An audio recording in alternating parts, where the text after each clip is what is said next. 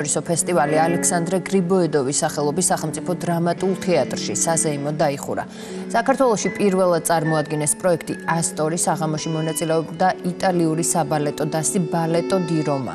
ფესტივალის ფარგლებში საერთო ჯამში 6 კონცერტი გაიმართა, საღამოებს თბილისის გარდა ბორჯომმა და ბათუმმა უმასპინძლა. პარალელურად ჩატარდა გამოფენები, მასტერკლასები და ვორქშოპები. ძალზედ განსაკუთრებული ფესტივალი გამოვიდა, დიდი წარმატებით ჩაიარა. ძალზედ ატმოსფერული კონცერტები იყო, მრავალფეროვანი პროგრამით. დიდი სითბოთი შეხვდა პუბლიკა. ძალიან კმაყოფილი ვარ, ასეთი წარმატება იქონია პუბლიკის წინაშე და ყოველთვის ძალზედ ბედნიერები ვართ ქართულ პუბლიკასთან შეხვედრისა.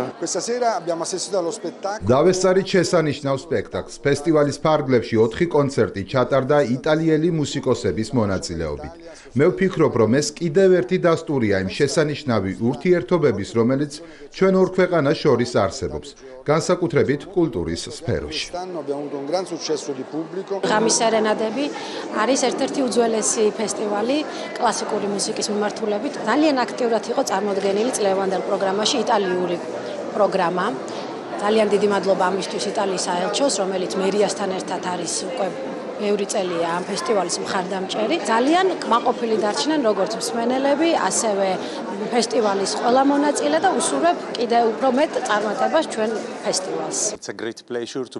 მოხარული ვარ, რომ ჩვენი თანამშრომლობა შედგა. ჩვენს ამ გამოსვლას მხარს უჭერს იტალიის საელჩო. ბედნიერები ვართ, რომ ქართულ მაყურებელს გაუზიარეთ ჩვენი სპექტაკლი.